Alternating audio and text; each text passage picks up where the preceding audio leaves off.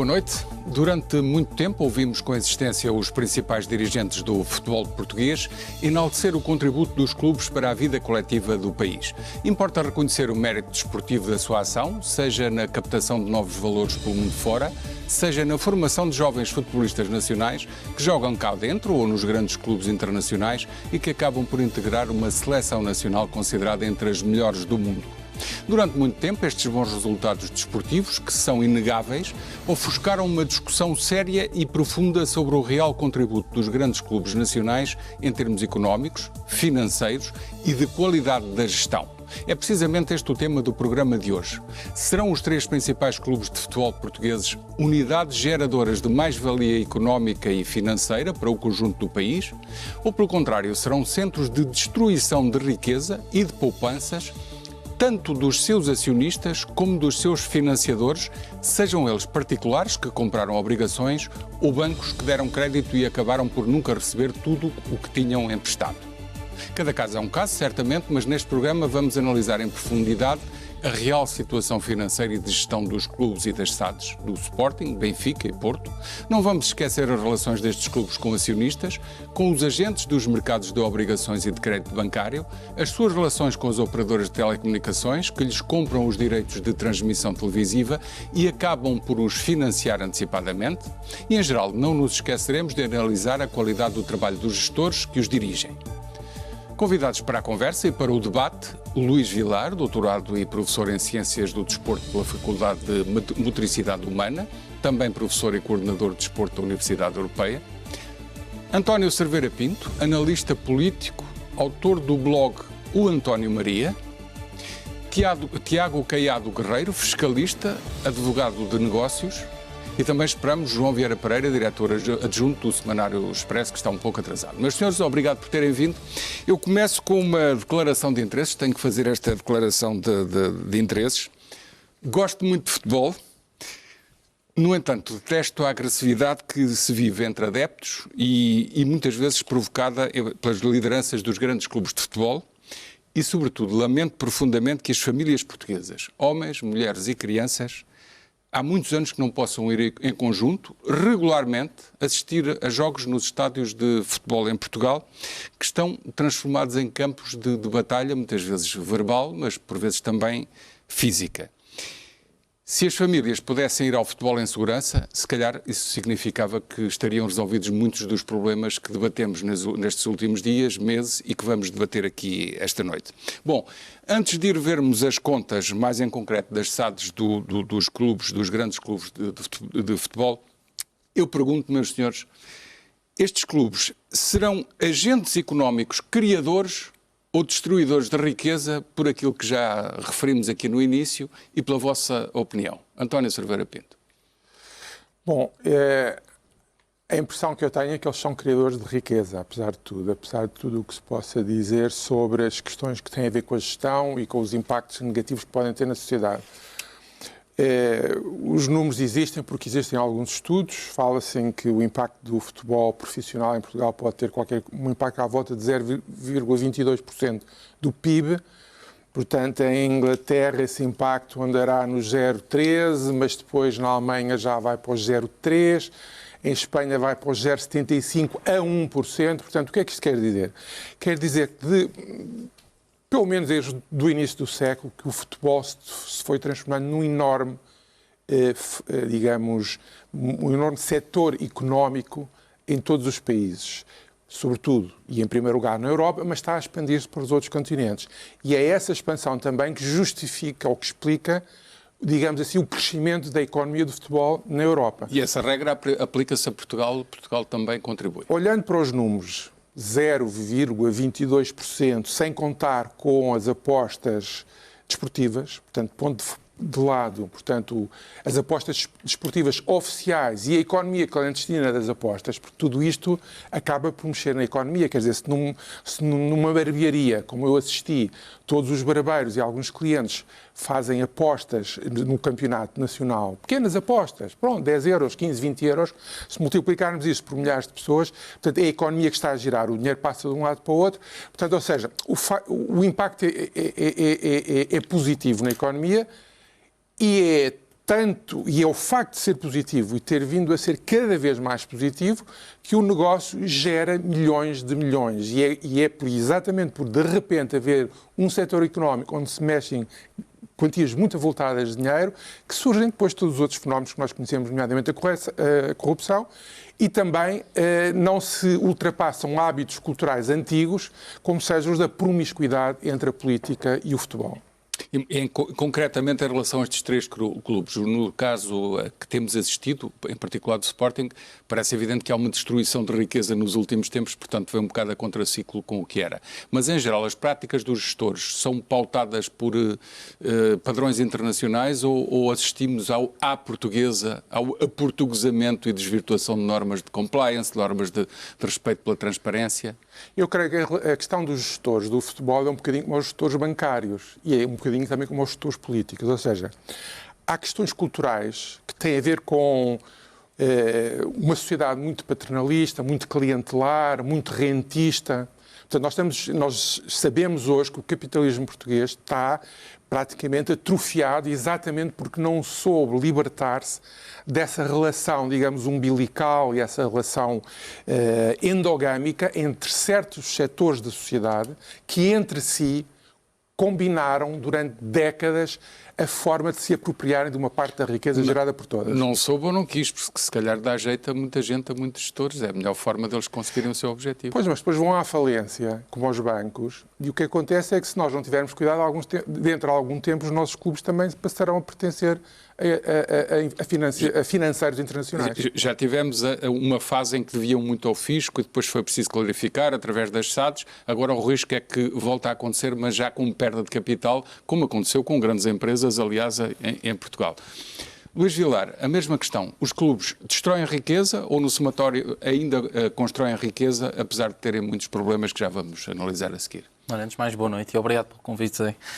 A mim parece-me claro que os clubes em Portugal geram riqueza, mas também ainda me parece mais óbvio que são mal geridos. Isto é, gera riqueza, mas são mal geridos. Acho que o negócio do futebol, e quando analisamos em paralelo com o que vai na Europa, sobretudo nas Big Five, nós chamamos as 5 grandes ligas europeias, nós vemos que os padrões de gestão do fenómeno em Portugal é mal gerido. E eu levanto aqui alguns pontos. O primeiro ponto tem a ver com a questão dos direitos de transmissão televisiva. Vamos, obviamente, falar disto mais à frente, mas a transmissão televisiva é uma das fontes principais de receita dos clubes geralmente em todo o mundo, e o que acontece em Portugal ainda se negocia de uma forma descentralizada. Isto é, cada clube faz o seu negócio com operadoras. Não devia ser assim, devia ser centralizado. Não faz sentido absolutamente nenhum, na medida em que vamos ter mais clubes do que operadoras, o leverage negocial é distinto, e depois tem a ver com a divisão dessas receitas. É quando centralizamos na Liga a questão dos direitos de transmissão televisiva, há um equilíbrio maior. A teoria económica diz-nos que quando há um equilíbrio entre as equipas, o orçamento delas é mais parecido. Quando há um maior equilíbrio, há uma maior incerteza e tudo aí vem o fenómeno todo do entusiasmo. Só para se ver, o Chelsea, quando foi campeão o ano passado, a Inglaterra faturou de transmissão televisiva 160 milhões de euros. O Sunderland foi o último classificado, faturou 100 milhões de euros. Portanto, uma diferença de 1,6. Quando olhamos para a Liga Portuguesa, Benfica, Sporting e Porto andam a faturar na volta dos 40 milhões de euros e os restantes clubes faturam entre 2 e 3, estamos a falar de 15 e 16 vezes diferença. Mas nós já íamos em específico à questão dos direitos desportivos. No somatório, ou no balanço, existe de facto criação de riqueza no sentido de que todos os meios que são postos nos clubes, que são entidades como as empresas ou qualquer outra instituição que tem que ter o seu orçamento, tem que ter os seus capitais próprios, destroem capital ou constroem a riqueza e conseguem distribuir depois aos seus, vou usar um palavrão em inglês, stakeholders, que são todas as entidades interessadas. Não são só os acionistas, não são só os credores, os obrigacionistas, os bancos, por aí fora, mas a comunidade que depende deles. Eu acho que temos que ver que neste momento há clubes, por exemplo, o clube campeão nacional tem capitais próprios negativos. Isto é, está em falência técnica e está a ser alvo do fair play financeiro da UEFA. Isto responde em grande parte. Depois temos uma relação de passivo-ativo muito próxima dos 100%. Isto é, o passivo iguala quase o ativo. Isto é, não existe capital próprio. Não existe capital próprio e os clubes estão em falência técnica. Aliás, eu até podia aproveitar este momento para passar um pequeno gráfico, se a realização também me permitir, diretamente o meu tablet. Quando olhamos para a operação dos três grandes, verificamos que o Sporting tem uma relação de passivo, portanto, passivo a dividir por ativo, perto dos 90%. O Porto já passou os 100%, por isso é que também está a ser alvo do fair play financeiro.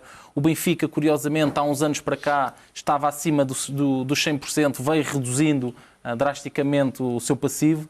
E se compararmos com uma operação do Real Madrid, só para termos uma noção de um dos três maiores clubes do mundo, a par de Manchester United e Barcelona, tem quase 60%. 40 e poucos por cento de capitalização por meio de capitais alheios, no fundo, de passivo.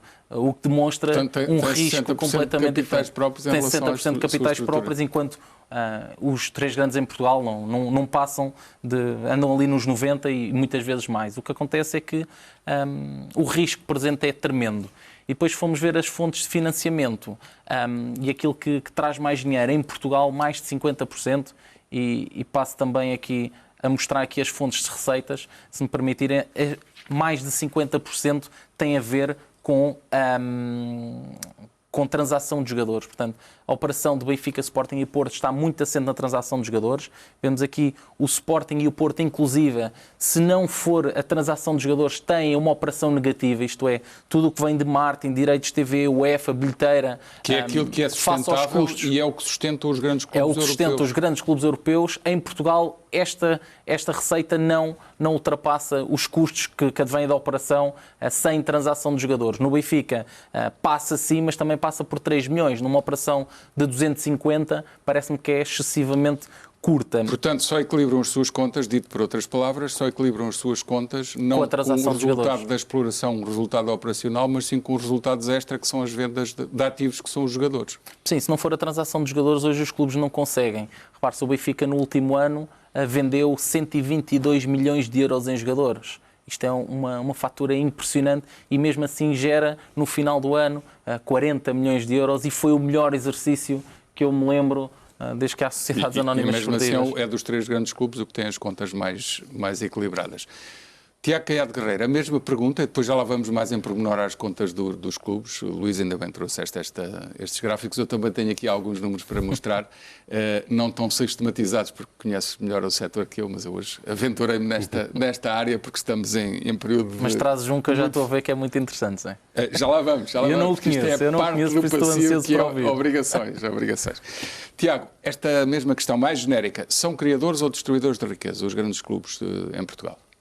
Eu acho que os grandes clubes em Portugal, em termos económicos diretos, não são criadores de riqueza. Não são? Não, em minha opinião, não são. Agora, se nós virmos porque a sua gestão não é profissional, porque as regras, por exemplo, que a Inglaterra implementou após todos este fenómeno dos hooligans e dos acidentes gravíssimos que se deram, tornaram o futebol perfeitamente profissionalizado, gerido de uma forma transparente e foi transformado. As famílias podem ir assistir aos jogos, há um cuidado enorme, por exemplo, desde com as claques a todas as atividades. Esse pequeno indicador social é um grande indicador económico e financeiro, não é? É estruturante. É estruturante e nós vimos que o tipo de receitas que estes clubes têm divide-se, grande parte também são receitas de bilheteira, depois são receitas relativamente aos direitos televisivos e depois em menor parte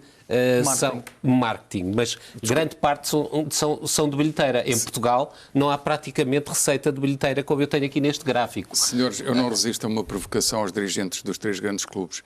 Afastem as claques mais agressivas e deixem entrar as famílias. Se calhar resolvem muita coisa. E resolvem, por exemplo, de outra maneira. Não deixam vender muitos bilhetes seguidos para não permitir que agrupamentos se juntem. Há uma data de medidas que foram implementadas na Inglaterra para evitar estes fenómenos de violência. E o que nós vimos quando acontecem os jogos... Em Portugal, nada. Mas é porque não querem. Eu, aliás, digo uma coisa. Os clubes, o problema que têm é o reflexo da política. E da sociedade? E da política e da sociedade. Por isso não são uma entidade criticável e a quem devemos pôr toda a responsabilidade. E até esta concupiscência entre políticos e clubes, e cada vez aparecerem políticos mais ligados aos clubes, a comentar coisas, etc., etc., não é positiva, não é? O comentário não é negativo. O que eu acho é a questão de se ligarem extraordinariamente às coisas. Eu até me parece, às vezes, que não lhes interessa que as atividades dos clubes sejam transparentes. Por isso é que estamos aqui para tornar essa atividade transparente. Não são só os clubes que estão interessados, alguns, em manter isto. São os próprios políticos que querem ter um poder sobre os clubes que não lhes permite, de outra forma, se for tudo muito transparente, que se tornam independentes, não é? Na transparência não há este tipo de ingerências e relações políticas que têm muitas vezes interesse para os votos. Mas o que eu me parece também é que temos que pensar que os clubes trouxeram a Portugal uma visibilidade no mundo absolutamente extraordinária. Nós somos campeões europeus, nós temos o melhor jogador do mundo, que é o Ronaldo, nós aparecemos culturalmente na Europa, nós praticamente não existíamos. Eu estou sempre a trabalhar com estrangeiros, nós praticamente não existíamos no exterior e agora aparecemos muito mais e temos todas as outras atividades que são ligadas a desportivas que os clubes também promovem, não? E que são muito positivas. A parte negativa é realmente este tipo de questões da falta de clareza, da promiscuidade e tudo isto que podiam ser resolvidas com o regime profissional. Era traduzido em inglês, não é muito difícil o que eles implementaram. Ainda em relação à parte positiva, é um grande desbloqueador de conversa em negócios, falar de Ronaldo ou falar de outros grandes jogadores, que potenciam, por sua vez, uma interação com os parceiros de negócio ou com outra parte da mesa que, por vezes, resulta em negócio extraordinário, concreto. porque quando nós estamos lá fora, se falarmos, por exemplo, do Ronaldo, como estava a dizer, imediatamente as pessoas reconhecem, permite-nos uma abertura muito maior e permite-nos entrar e fazer operações e o mesmo, por exemplo, somos campeões europeus, quando vamos a reuniões no exterior, dão-nos os parabéns por isso. Aparecemos no mundo. E há outra coisa também. Nós, por exemplo, quando falamos da maratona ou quando falamos de Esparta, do culto do desporto, tudo isto é das coisas mais importantes há milénios para os países se afirmarem. Por isso o desporto é extremamente importante e o que era, por exemplo, os Jogos Olímpicos, não é? A maratona e todas estas coisas, é o que é hoje em dia o futebol. Por isso é que nós tínhamos que conseguir transformar isto numa coisa transparente, levar as famílias a participarem, irem divertidas com os filhos, falarem uns com os outros e todos ganhavam. Ganhavam os jogadores de futebol que ganhavam mais, ganhava o país, ganhava a nossa visibilidade no exterior. Há outra coisa que não se pode deixar de dizer. Nós temos uma escola de jogadores extraordinária. A formação e aí portuguesa de temos que dar parabéns a todos. Logo no início. Temos que dar parabéns a todos os clubes. Não é? Todos, grandes e pequenos também. Grandes e pequenos que têm feito esta formação. A academia tem um papel fundamental nisto. Fundamental. Nós vamos a qualquer país do mundo e não há treinadores licenciados. Nós já desde a década de 80, com Carlos Queiroz, com o Rui Caçador, com um sem número de treinadores, depois vem José Mourinho, vem José Peseiro, onde está também Jorge Castelo, onde estão inúmeros treinadores que vêm da universidade, acabam por fazer literatura, estar na formação de jogadores e por isso é que nós formamos tantos e tão bons jogadores. Já lá vamos ver. E só para completar aqui uma questão. O Corporate Hospitality vale 9 milhões, por exemplo, no relatório de contas do Benfica, não é? Isto é para fazer negócio. Vamos agora aos números, antes de passar ao António Cerveira Pinto. O Futebol Clube Porto de Sado teve 24 milhões de euros de prejuízo consolidado. Estou a referir o primeiro semestre do exercício 2017-2018, na análise das contas dos clubes, mede-se no ano a começar no segundo semestre e a terminar, do ano anterior a terminar no primeiro semestre do ano seguinte. Futebol Clube Porto de Sado, 24 milhões de euros de prejuízo, consolidado, depois de perder ainda mais na época anterior. Tem capitais próprios negativos, 33 milhões de euros, portanto, tecnicamente falido, como dizia o Luís Vilar. Total do passivo, é importante sublinhar, 380 milhões de euros. É muito dinheiro que se deve. Sport Lisboa e Benfica, SAD teve 19 milhões de lucro, consolidado, sinal positivo. Capitais próprios, agora positivos, 88 milhões de euros. Contas melhores depois de ganhar 4 ligas seguidas, mas ainda um passivo muito elevado, 385 milhões de euros, dos quais sublinho, que é depois para irmos falar num ponto seguinte, 150 milhões só de empréstimos a obrigacionistas, e já lá vamos ver como eles estão a crescer, não só no Benfica, mas nos outros clubes também. Sporting SAD, primeiro trimestre de março de 2018, portanto já não é o primeiro semestre do ano desportivo, é já o primeiro trimestre de março de 18, teve 1,1 milhões de lucro, portanto é marginal, praticamente flat, e capitais próprios marginalmente positivos, 7,4 milhões de euros. Só em obrigações e empréstimos bancários, o Sporting deve 230 milhões de euros, total do passivo quase 270 milhões. E agora acrescento, se a medição fosse feita neste momento, depois de tudo o que se passou nas últimas semanas, com os jogadores a sair, certamente que o capital próprio, em vez de 7 milhões positivos, estará muito, sublinho, muito negativo. Aliás, é o resultado de toda esta embrulhada, de toda esta situação que envolve Bruno Carvalho. António Cerveira Pinto, em específico, Sporting. Sei que não acompanha muito em pormenor a vida dos clubes, mas como cidadão, Sporting, como analista, isto não é um fenómeno, desculpe só dizer, ao contrário de muita gente nos aborda, nos tem dito ultimamente que na SIC e nas televisões só discutimos futebol, atenção, isto não é futebol, isto é sociedade, é direito comercial, é justiça, é falta de civilidade, é uma sociedade, é um espelho da sociedade que estamos a discutir, não é apenas desportivo, nem é futebol sequer, é outra coisa. António. A questão, digamos, do clube é irrelevante. O que se está a passar no Sporting poderia estar a passar-se no Benfica ou no Porto ou noutro clube qualquer. Quer dizer, não da mesma forma, não com a mesma origem, mas, digamos, o que está a acontecer no Sporting, na minha interpretação, é, digamos, o implodir ou o explodir, mas é mais o implodir de uma situação que se foi degradando e é, sobretudo, uma situação económica, interna. Portanto, é um problema de viabilidade do próprio negócio do futebol, que é um problema que afeta todos os grandes clubes. É preciso termos em conta que os grandes clubes portugueses não estão na primeira Liga Europeia, não é? Certo. Portanto, quer dizer que Portugal transformou-se numa espécie de grande escola de treinadores e de jogadores, portanto, que vêm muitas vezes de outros continentes. Portanto, fazem aqui a sua grande formação e quando atingem portanto, são comprados por um determinado valor e quando eles adquirem um determinado, quando o seu valor aumenta exponencialmente, portanto, estão maduros para que o clube faça o negócio e venda. Pronto. Portanto, esse é o negócio em Portugal. É um negócio em Portugal. E não é lá fora. E não é condenável. Atenção, vamos lá ver. O país é demasiado pequeno, não tem uma economia, nem sequer tem uma população suficiente para sustentar o negócio de futebol com a dimensão que ele hoje adquiriu. Por exemplo, nós não temos audiências televisivas suficientes para que os vários canais disputem preços com os clubes. Portanto, daí que os clubes normalmente prefiram negociar com a RTP, porque é mais generosa, não é?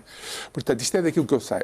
Não sei se estou a dizer asneira. Neste momento até já negociam com as operadoras de telecomunicações. Pronto, exatamente. E exatamente. Porque, por uma razão, porque as operadoras de telecomunicações têm uma escala económica bastante mais, digamos, robusta do que as empresas de televisão, ou de rádio, ou de jornais, etc. Portanto, digamos que há aqui uma questão que é uma questão de modelo.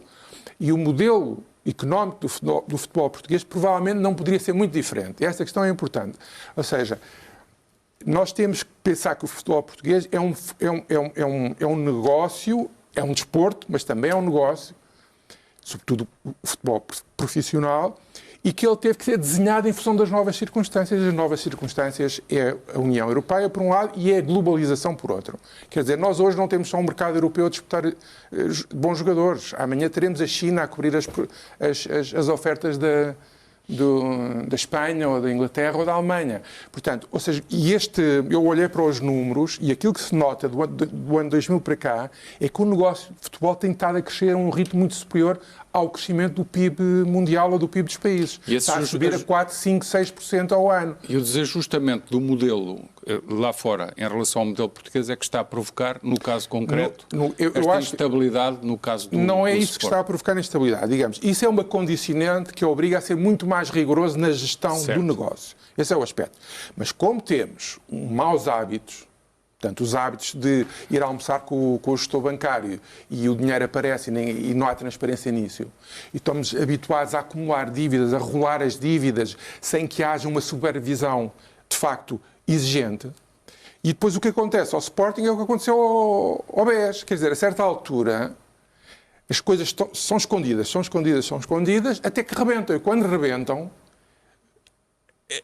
há pouco a fazer. Portanto, ou seja, o BES, nós sabemos o que lhe aconteceu, portanto, e aquilo que eu temo, e que naturalmente pode vir a acontecer, é que os clubes futebol, se não aprenderem com a crise bancária, não demorarão muito a serem compradas literalmente por clubes Estamos a maiores. falar de os clubes perderem a maioria do capital e o controle das SADs. Estamos a falar do que pode acontecer ao Sporting. Pode acontecer ao Sporting, perfeitamente. E acrescento eu, informação que provavelmente daqui a algumas semanas ou meses viremos a saber, poderá aparecer um grande investidor americano / russo interessado no Sporting. Tomem nota.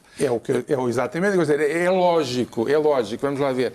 Porque assim, não é culturalmente admissível que estes clubes desapareçam num país. Eles são ativos, são instituições, sólidos. São mais do que clubes, são instituições. É a mesma coisa que a eletricidade. Quando os chineses compram a eletricidade portuguesa, eles sabem, por pior que estivesse a empresa, é um monopólio natural. Estes 3 clubes, no campo do desporto e do futebol, são monopólios naturais. Eles não vão desaparecer, estão cá. Mas se forem serem comprados pelo exterior até era um bom sinal, é sinal que o mercado funciona. Exatamente. Não, é sinal que vai haver uma gestão mais racional, como nós estamos a ver. Eu acho que era um bom passo para o futebol português.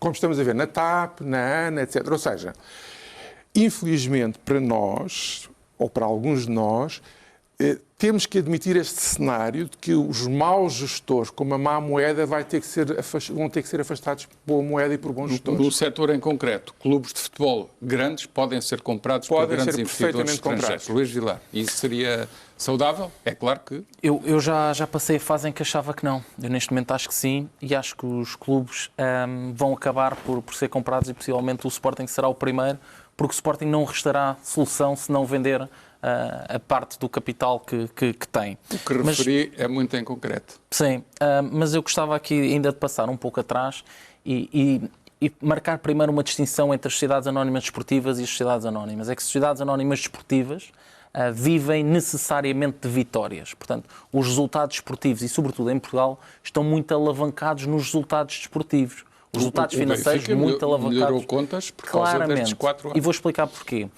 A visibilidade que os clubes portugueses têm no exterior, na Liga dos Campeões, que é o palco onde se valoriza ativos, onde 50% da faturação está alavancada, está cada vez mais curto para clubes portugueses. Já pusemos 3, vamos pôr um agora direto com a possibilidade de um segundo, e eu acho que a muito curto prazo, se ainda houver Liga dos Campeões e não houver Superliga, vamos passar a ser um por convite.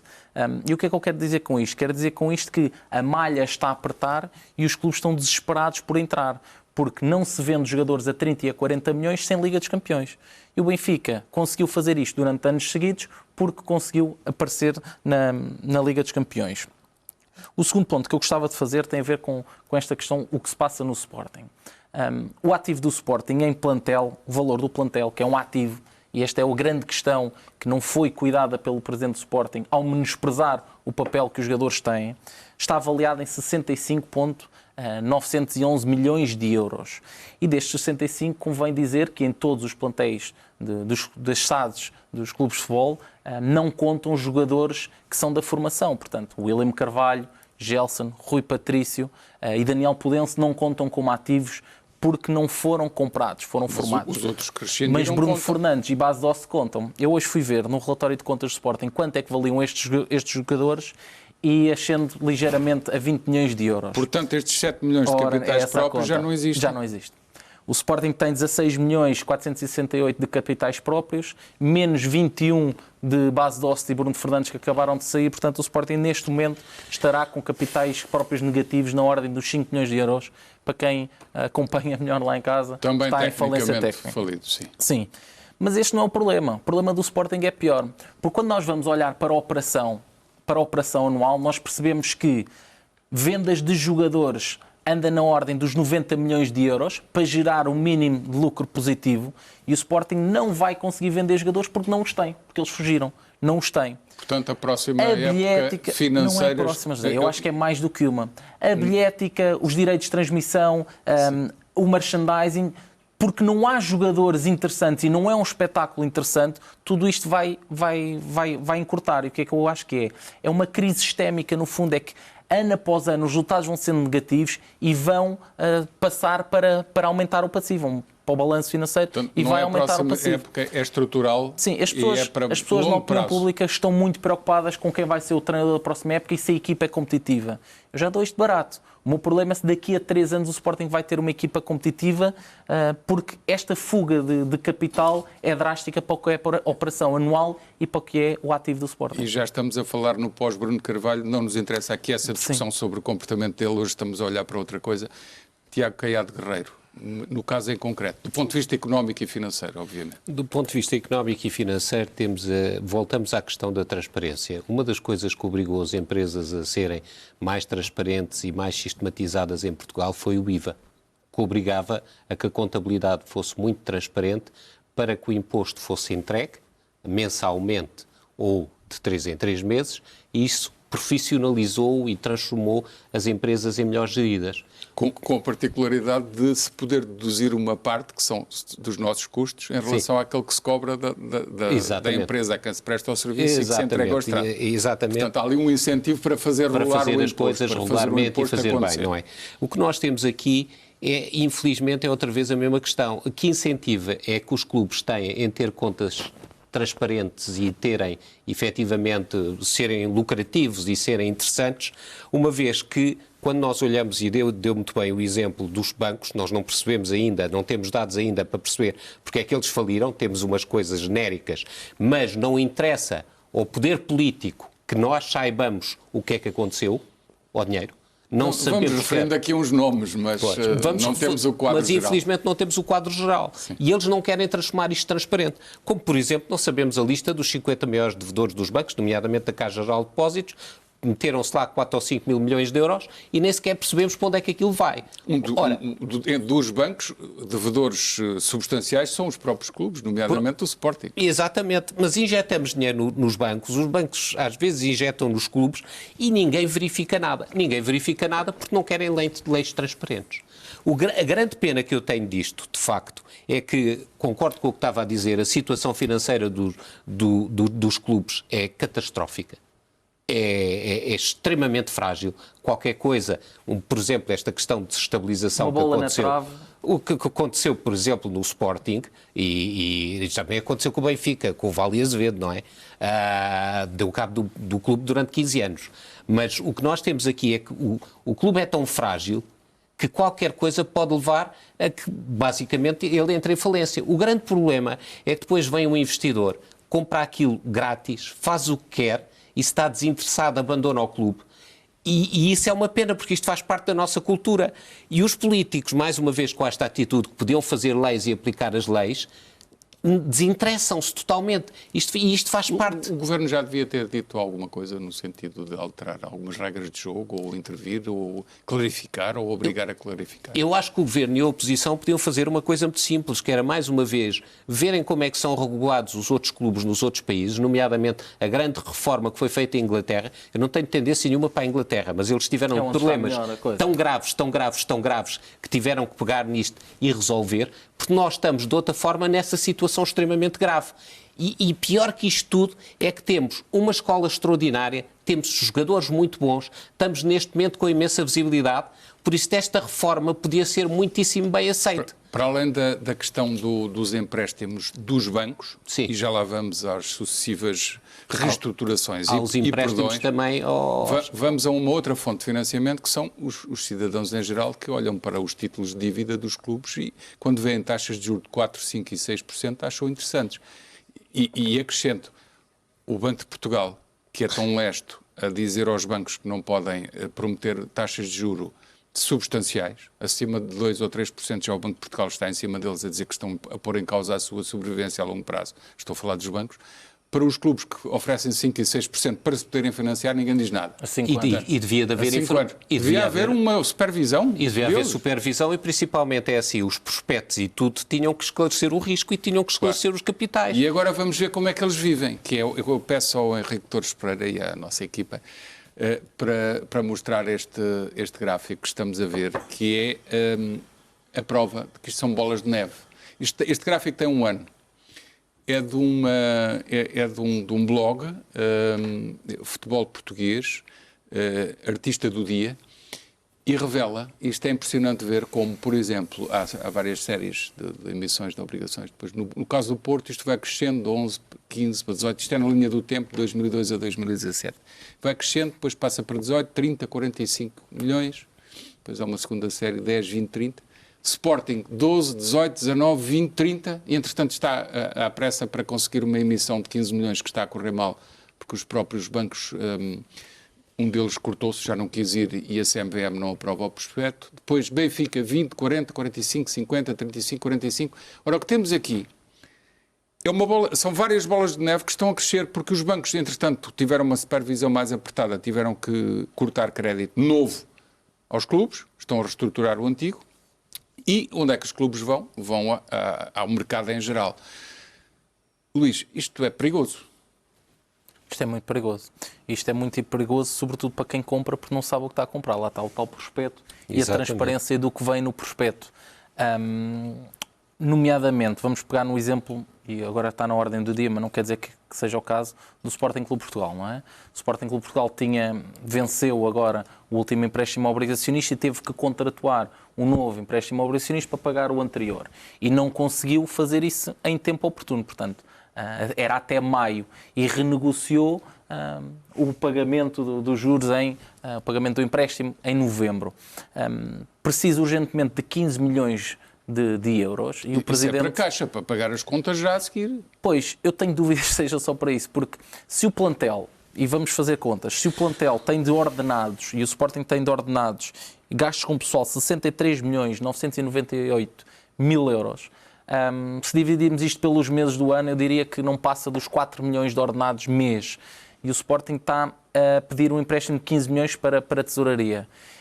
O meu receio é que haja também aqui um investimento na equipa, quer dizer, que também seja para contratar jogadores, pelo menos as primeiras tranches dos contratos, que estes 15 milhões sejam utilizados. O problema é que isto vão de empréstimo obrigacionista em empréstimo obrigacionista, e quem acaba por ficar com estes empréstimos são os bancos.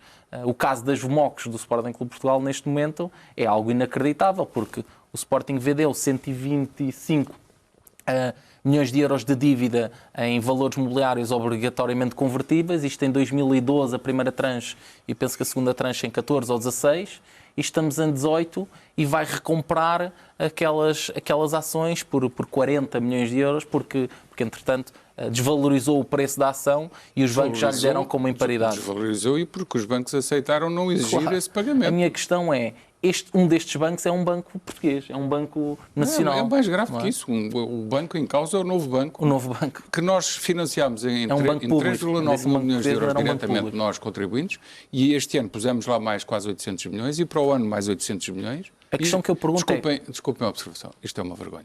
Isto são as influências políticas, não é? E qual é o interesse dos bancos na operação dos clubes? Estarmos a financiar o Novo Banco e o Novo Banco a perdoar 95 milhões ao Sporting. Isto é uma vergonha. Desculpa, não é pelo Sporting. Podia ser com outro. Os outros. Sim, é verdade. É com ativos que desaparecem. E com a fonte do banco dizia, mas já foi posto, feita a reserva e agora se conseguimos recuperar 40 milhões, aparecem como lucro. Está tudo subvertido. Na análise que se apresenta às pessoas, é como se ainda estivessem a conseguir um resultado enorme quando perdem 95 milhões. Já deram por imparidades? Sim, mas isto é uma lógica que para nós que usamos a linguagem percebemos. Mas para o comum dos cidadãos o que é que ele diz? É que está tudo louco. Se os bancos querem fazer este tipo de atividade, então façam como uma doação aos clubes. Basicamente é transparente. É transparente, não é?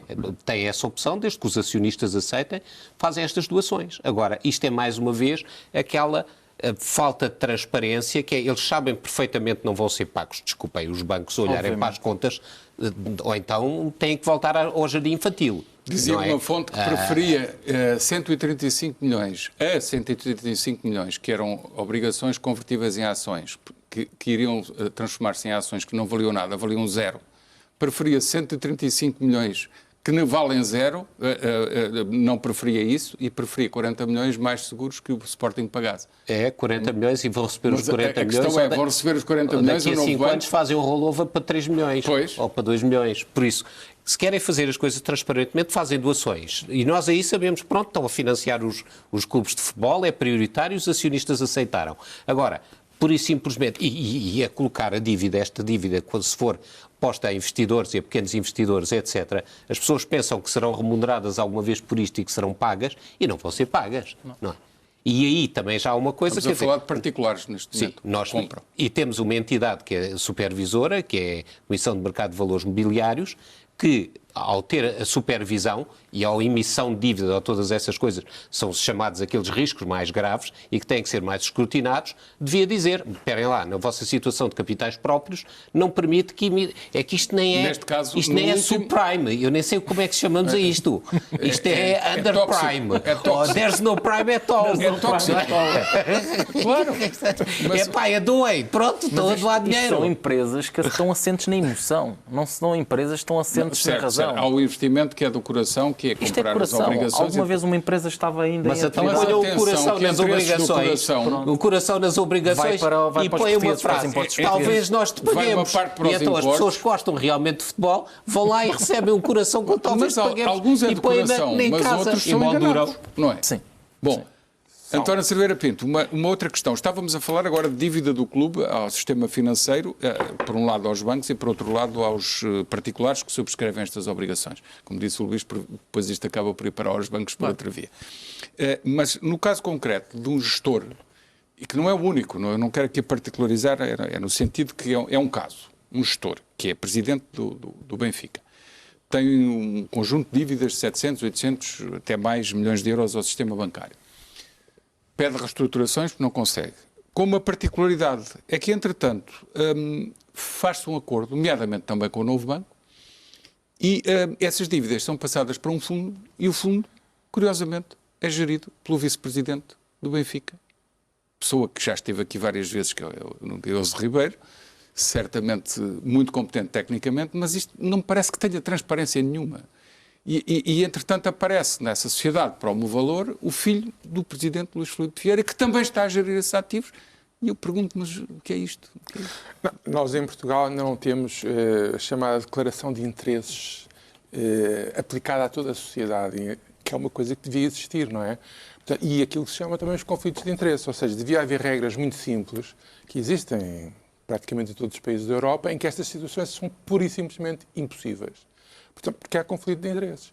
Portanto, havendo conflito de interesses, a pessoa não pode estar a decidir sobre uma coisa na qual está interessada. Portanto, isto são relações, isto é com partes relacionadas, claro. É negócio com partes relacionadas. Exatamente. E ainda por cima, envolvendo um banco que está, digamos, sob vigilância do BCE, que está a ser, no fundo, ajudado por um fundo de resolução. Que nós pagamos. Que os outros bancos financiam, não é? Mas nós emprestamos o dinheiro e eles vão pagar ao fundo, a 40 anos. O fundo não tem os outros bancos própria. Financiam na teoria. Na prática, nós é que temos que dar o dinheirinho, nós contribuintes, digamos que nós formalmente são lá. Os outros bancos que financiam, mas como eles próprios não têm capacidade, o Estado empresta a esse fundo. Portanto, somos nós que para já estamos a financiar. Portanto, a carga cai sobre nós. Agora, mas o que eu quero dizer é que um banco, nessas circunstâncias, jamais em tempo algum poderia fazer este tipo de negócios arriscados. Isso é uma questão básica, quer dizer, só deve fazer negócios seguros. Portanto, como é que um banco está a financiar uma empresa falida? Não, mas aí já tinha financiado, a administração atual já é completamente diferente da anterior, já foi sujeito a um processo de resolução. Okay. A questão é, o mecanismo que é criado para gerir estas dívidas mistura todos, o devedor, o credor, mas isso foi o que eu comecei por dizer. O vice-presidente do devedor. Claro, isso foi o que eu comecei por dizer, ou seja, há uma endogamia muito forte na sociedade portuguesa em que há uma série de setores que são representados por uma série de pessoas e de famílias e que formam, por sua vez, uma grande família. E essa família decide como é que reparte não só o bolo orçamental dos impostos, mas também o bolo do capital de muitas empresas, nomeadamente dos bancos. Portanto, isto quer dizer, o que acho que é importante que os portugueses percebam é que a lógica disto, a menos que rebente, a menos que acabe a União Europeia, a menos que haja uma completa desorganização internacional e mundial, A lógica normal é que este tipo de comportamentos vai ser fortemente penalizado. E eu volto a chamar a atenção para a banca. Mas há aqui um compasso de espera e uma desatenção das instituições nacionais e até europeias em relação a estes casos. É o que eu verifico, exceto com o Porto, que está intervencionado como se o país estivesse sob a Troika. O Porto está sob as regras da UEFA, as regras de fair play. Na verdade, tem uma Troika lá dentro. Exceto o Porto. Os outros parece que está tudo distraído. Eu acho que era a altura de nós vermos como é que se comporta o Santander e o BPI face a este tipo de situações. Nós temos que começar a comparar os bancos que já não são portugueses e ver como é que as suas administrações gerem um negócio. E comparar como é que os velhos hábitos ainda permanecem em algumas zonas do sistema bancário. Espero bem que o Paulo Macedo, na Caixa, limpe esses maus hábitos rapidamente. Porque se isso não acontecer... Portanto, nós não só vamos assistir a que há alguns bancos que ainda são controlados por portugueses ou ainda são geridos por portugueses, acabam por deixar de ser, não é? E é bom que seja tão depressa quanto possível, porque é menos riqueza que nós perdemos. Luís, o Porto, como dissemos, está sob uma troika, que são regras da UEFA. Mas porquê que chegou a esta situação? Ficaram com prejuízos enormes sucessivos. Isto tem a ver porque o risco... Passivo de 300 e... A operação dos clubes portugueses... 60 milhões. O passivo é 380 e o ativo é 347. Sim. Isto tem a ver porque a operação dos clubes portugueses tem um risco elevado por estar assente nos resultados esportivos e os resultados esportivos assentes na capacidade de potenciar atletas. O que é que aconteceu com o Futebol Clube Porto? O Futebol Clube Porto, durante muitos anos, conseguiu potenciar enormes talentos. Do Hulk, o Jackson, o Falcão, o João Moutinho, o Rames Rodrigues, um sem número... Peço que sejas breve, muito rapidamente. Mesmo no fim E o que aconteceu é que, daí para a frente, continua-se a pagar os milhões de euros a esses jogadores e não foram potenciados. Esses jogadores não...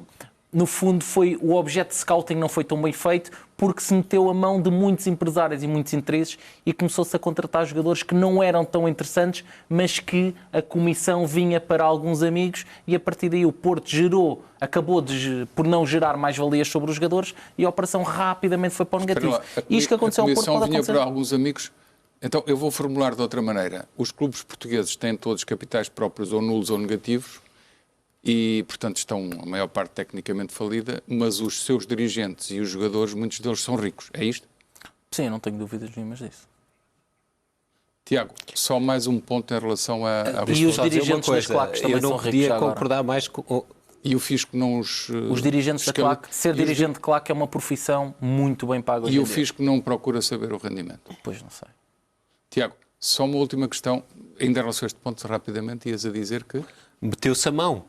Disse tudo, não é? Okay. Quando se mete a mão... Apareceu uma frase, para os espectadores ficarem situados, apareceu uma frase a dizer que subscritores dos pacotes de telecomunicações acabam por pagar o futebol. Eu vou, sob a forma de pergunta, explicar o que quer dizer essa frase. É que as duas grandes operadoras, NOS e Altice, compraram os direitos do Benfica, do Sporting e do Porto por esta ordem.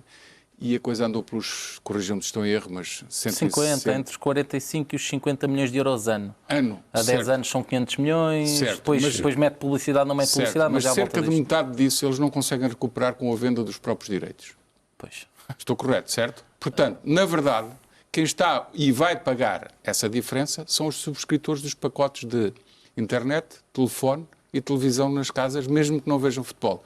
Estou correto? Pois, está correto e é sempre a mesma coisa. É como nos bancos e como em tudo, volta sempre ao mesmo, que é a população portuguesa é que paga tudo isto. E isto é mesmo uma questão de endogamia e de um conjunto de famílias de controlarem isto tudo, em que dividem as coisas como querem e nós pagamos tudo. Meus senhores, é sempre o mesmo. Ficaram muitos pontos por falar nesta conversa. O tempo voa. Refiro só que esta semana saiu um relatório da Deloitte precisamente sobre o mercado europeu do futebol. Ultrapassa os 25 mil milhões de euros, impulsionado pelas 5 principais ligas. Portanto, isto está na internet, é fácil, a consulta também é interessante para situar em termos europeus a nossa conversa. Ficam convidados para outra ronda, porque há muito ponto que não conseguimos abordar. Meus senhores, muito obrigado pela vossa atenção. É tudo. Até quarta-feira. Tenham uma boa semana.